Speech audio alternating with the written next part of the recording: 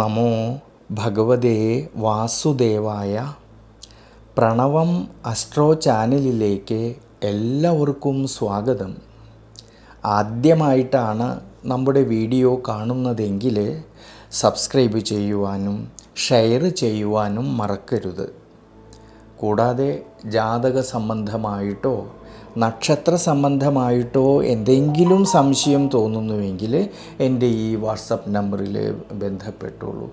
ഞാനിവിടെ പറയുന്നത് തിരുവോണം നക്ഷത്രത്തിൽ ജനിച്ചവരുടെ മാർച്ച് മാസത്തെ ഗുണദോഷ ഫലങ്ങളെക്കുറിച്ചാണ്.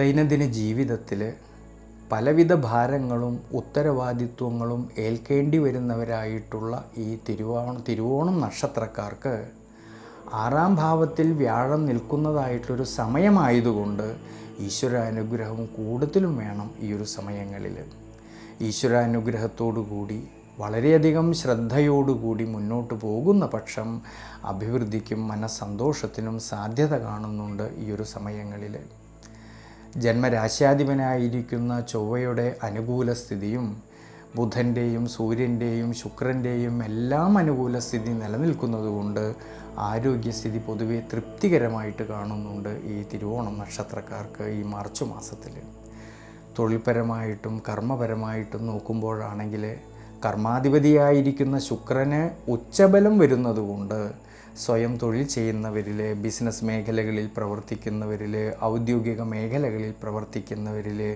ഉയർച്ചയ്ക്കും മനസ്സന്തോഷത്തിനും സാധ്യത കാണുന്നുണ്ട്. പ്രത്യേകിച്ച് തൊഴിൽ മേഖലകളിൽ പുതിയ പുതിയ ആശയങ്ങൾ തോന്നുകയും കർമ്മപരമായിട്ട് പരിവർത്തനങ്ങൾക്ക് സാധ്യത കാണുന്നുണ്ട് ഈ മാർച്ച് മാസത്തിൽ.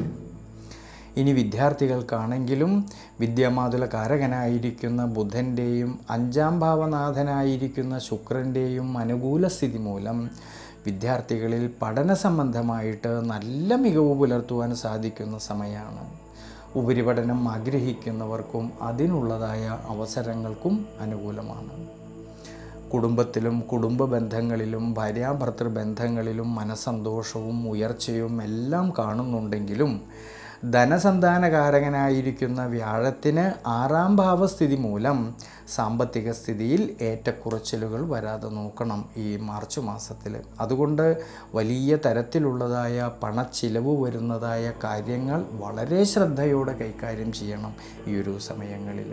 അതുകൊണ്ട് തിരുവോണം നക്ഷത്രക്കാർ ഈ ഒരു സമയത്ത് വിഷ്ണു ക്ഷേത്രത്തിൽ ഭഗവാൻ അഷ്ടോത്തര മന്ത്രം കൊണ്ട് അർച്ചന ചെയ്തു പ്രാർത്ഥിക്കുന്നത് നല്ലതാണ്.